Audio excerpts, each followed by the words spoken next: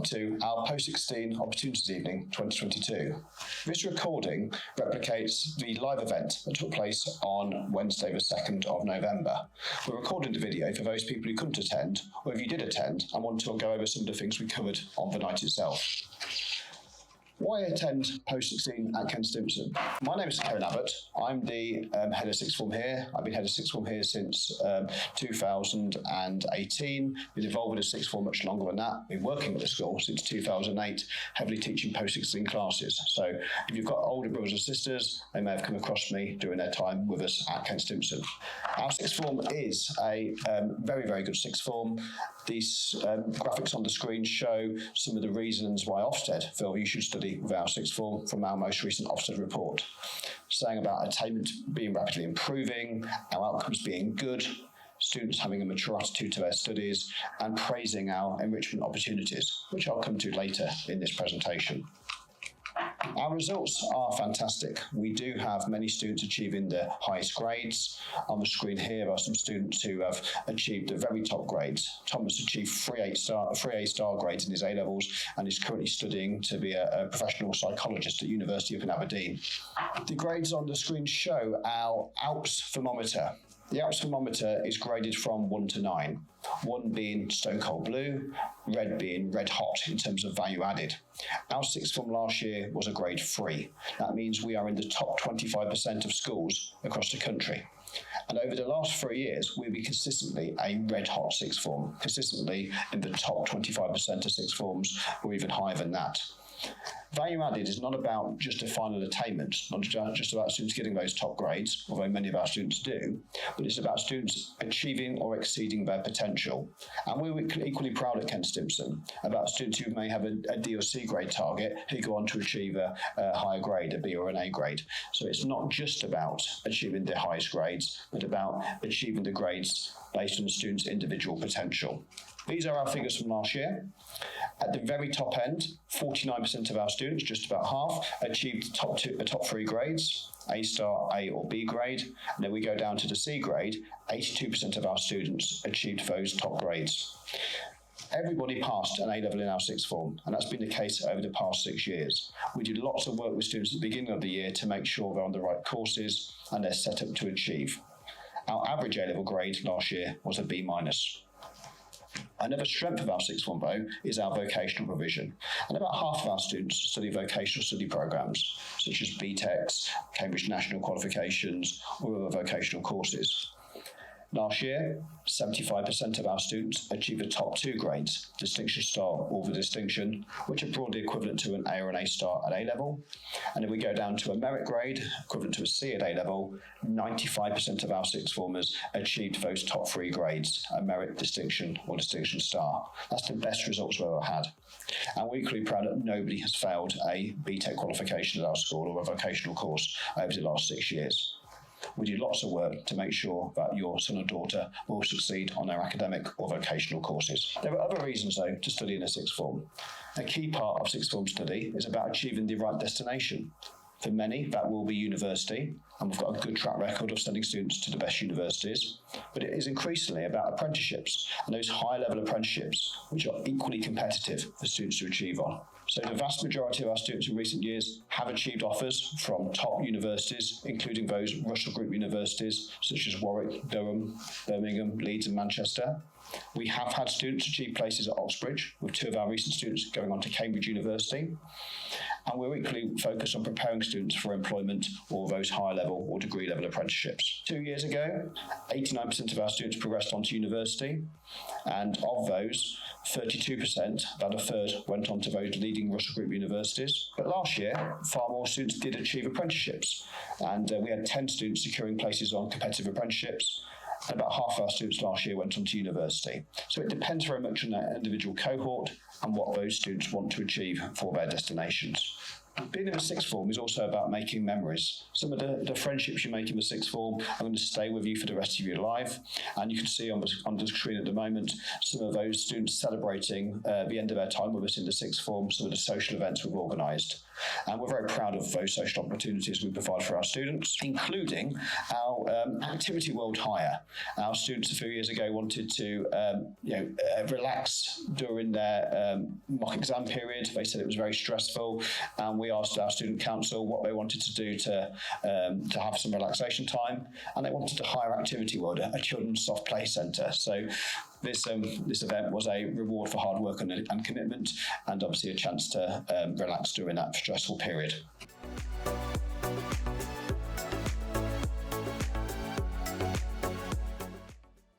I'm now going to talk to you about how to choose the different courses we have available in the sixth form. And there's a wide range of options you can choose from, far more variety than those GCSE courses you may have chosen so far. Broadly, there are 3 pathways. The first, the traditional pathway many of your parents will be aware of, is an A-level pathway. We also have a vocational pathway, choosing BTEC or Cambridge National or RSL qualifications. And then we have a level 2 pathway. And I'm going to spend some time going through those different options. All students in our sixth form would choose 3 or 4 level 3 options. Some students just choose 3, but we do recommend students have what we call a safety net, where they have a 4th subject, which they will then drop at the end of year 12. Students in the final year, in year 13, do just 3 subjects. If students are on a level 2 programme, they will tend to resit English and Maths, and that's on offer for all students in the sixth form, but those students on the level 2 programme are more likely to be doing English resit or Maths resit. But they will also then do technical certificates alongside their resit qualifications. The GCSE resits have to take priority. So if you don't have a grade 4 in English language and or Maths, you must resit those qualifications. And that will mean that you therefore can't do what's on at the same time as those resit classes. So I must stress to Year 11 students the importance of trying to get English language and Maths at the first attempt in Year 11. It's not a disaster if you don't, because we do have those options in the sixth form and courses that are accessible if you haven't got your English and Maths. But if you can get that the first time round, it does open more doors for you. So in terms of the detail, let's talk about what those courses involve. A-levels or AS levels are academic qualifications. An AS level is half an A-level, and some schools have moved away from AS levels, but about half of our A-level options at Ken Stimpson still include the AS qualification, which is an exam taken at the end of year 12. It gives you a separate qualification, and if you don't continue that subject, you still will gain the UCAS points for university from studying that first year. A-levels are academic, which means they're assessed for examinations at the end of year 13, often 6 hours of exams, 3 exams, 2 hours each, sometimes coursework, but often no coursework at all. In order to access A-levels at Ken Stimpson, you need to achieve a minimum of 6 grade 4 GCSEs, but many of the A-level subjects require specific course entry requirements. So to do A-level Maths at Ken Stimpson, you would need a minimum of a grade 7 at GCSE. To do economics, you would require a grade 6 in English language and Maths. So it is important to look at the specific entry requirements for individual courses. You can see the wide range of A-level courses that we have on offer. Not all of those courses will run next year, but at the moment, all of those courses are being offered. And I'll come later in the presentation to what the criteria we'll use to decide if a course is going to run. But we do have a very wide array of subjects on offer for you.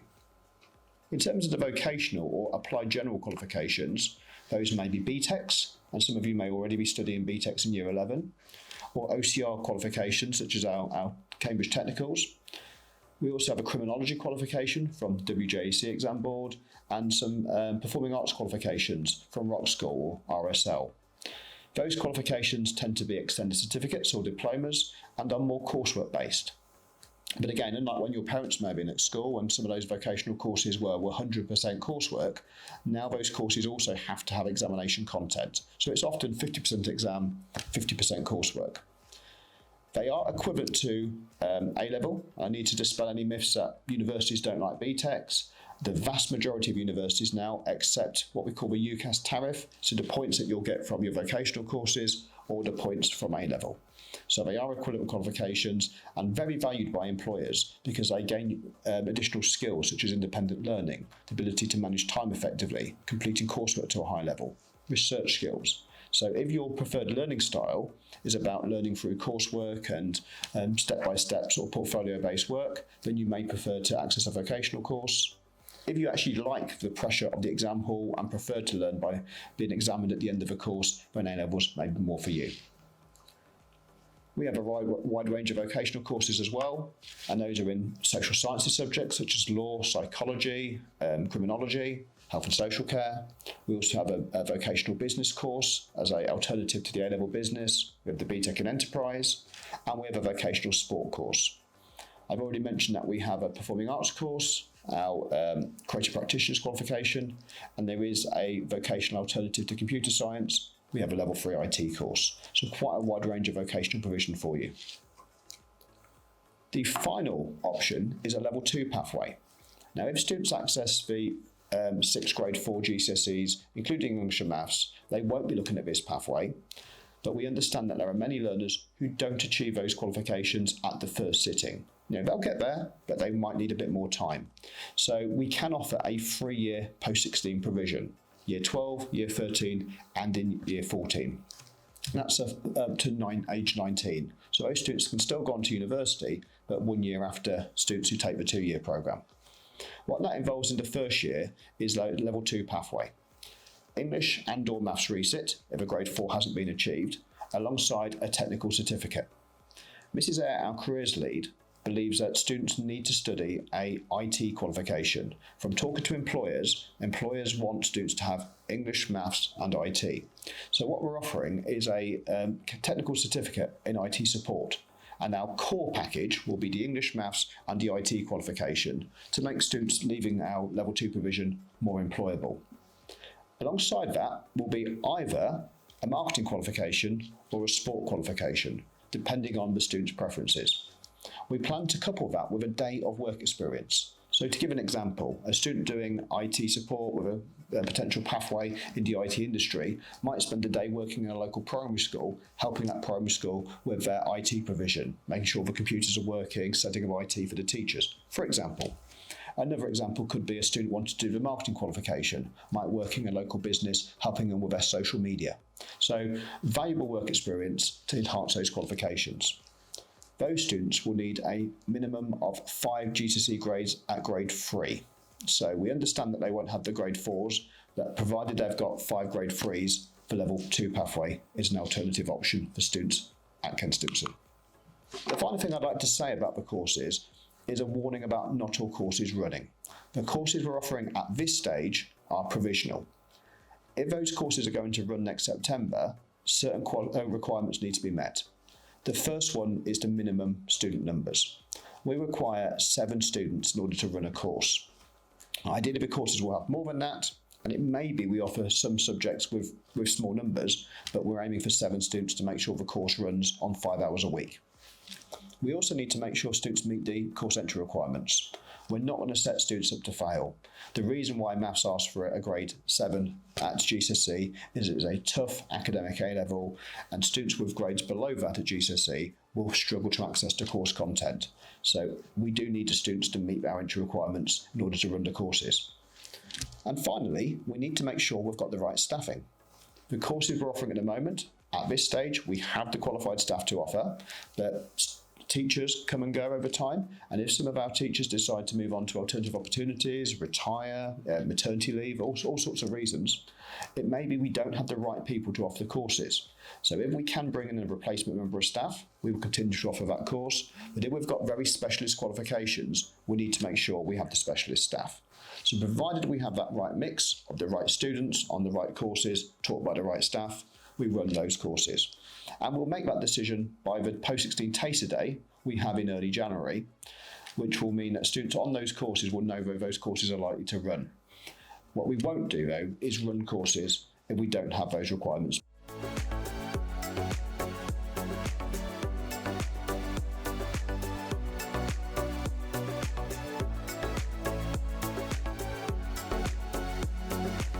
Okay, how do I choose my subjects? This is obviously going to be one of the most important decisions you make in your life. The subjects you choose at A-level or vocational level will open doors for you, but you also need to make sure that you don't choose the wrong subjects, which will limit your opportunities going forward. So start with an open mind. There's a wide range of courses available, both academic and vocational. Don't have a closed mindset and think, I must do these 3 subjects. At this stage, explore all your options.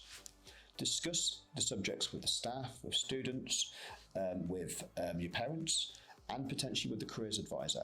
You may have had a careers meeting already, maybe you've got one coming up, but do discuss what options you should be taking with the careers team to make sure you make an informed choice. Be realistic. Okay, so if you want to go on to be a vet and you need to achieve science A levels, typically biology, chemistry, maths, and achieve A-star AA in those subjects to achieve a very competitive place to do veterinary science at university, you would need to do science A levels and require a minimum of grade 6s, ideally higher, in those science-based subjects. If that's not realistic at this stage, okay, at the moment your most likely predicted grade is going to be a 4 or a 5, we won't be able to allow you access onto those courses, but it might be you can achieve an alternative route to work in a veterinary practice. So it could be you could do a BTEC in applied science, for example. So at this stage, be ambitious, but also be realistic. Don't set yourself up to do subjects that, in reality, you're not going to be able to do after GCSE results day. Because what we have to be clear, we cannot bend those entry requirements after results day. If you don't achieve the high entry requirements for certain courses, we will need to offer you alternatives. Those entry requirements are there for a reason, and we're not going to set you up to fail. Other considerations. What does the university course or the college course you want to do in the future require? Certain courses will require certain A-level qualifications. So A-level maths, for example, is required for certain subjects such as engineering. Check that out now, because it's going to be difficult if you come back in a couple of years' time when you're applying for university in the January of year 13 and you've not made the right choice at the end of year 11. Finally, and fairly, obviously probably, but do consider this, make sure you do things that you're good at and you enjoy. You don't want to spend 2 years doing a subject you don't enjoy. Okay, it's not going to be good fun spending 5 hours a week doing a subject which you're not interested in. And also, how do you like to learn? Are you happy doing more examinations, the A-level type route, or do you prefer the coursework, in which case the vocational route may be more for you?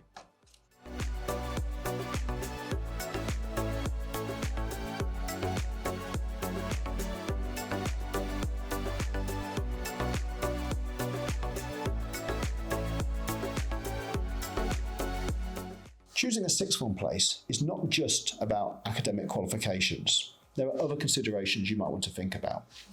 So look at what the sixth form offers to make you a more rounded individual. Does the sixth form offer work experience?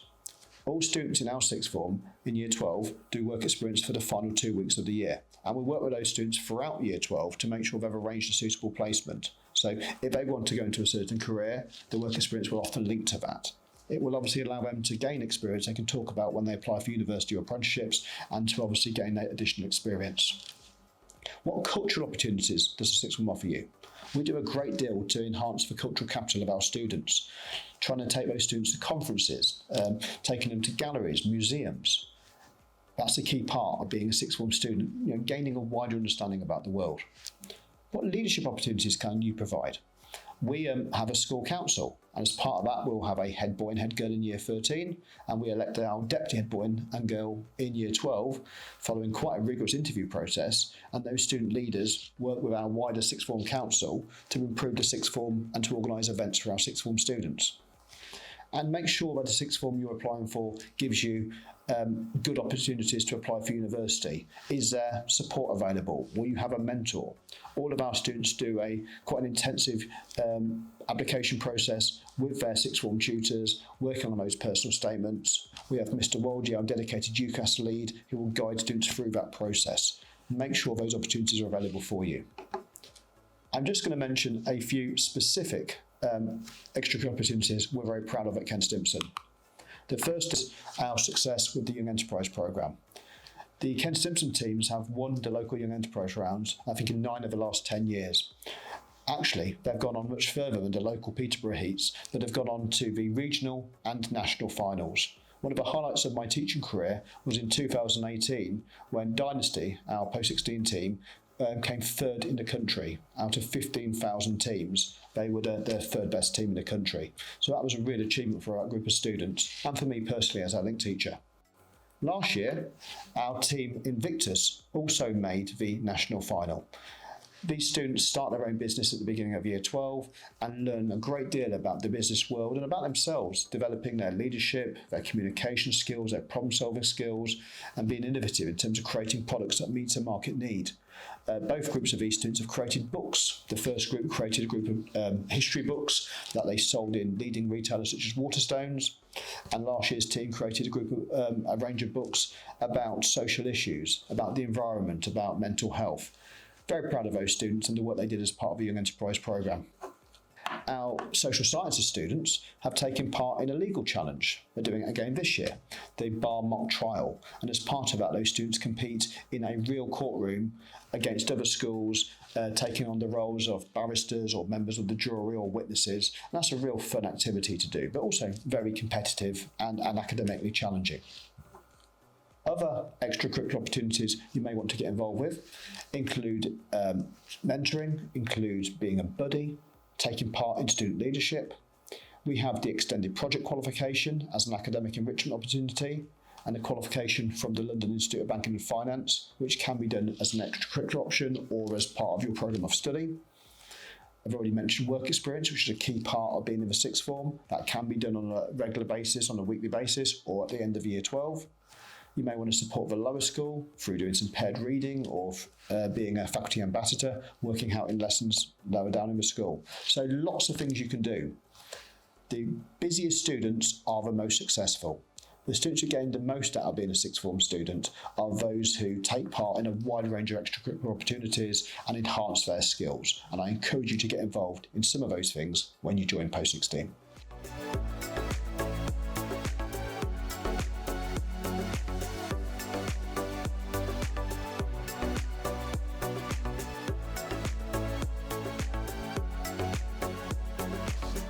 Okay, I'm now going to talk to you about the countdown to post-16 and how you apply.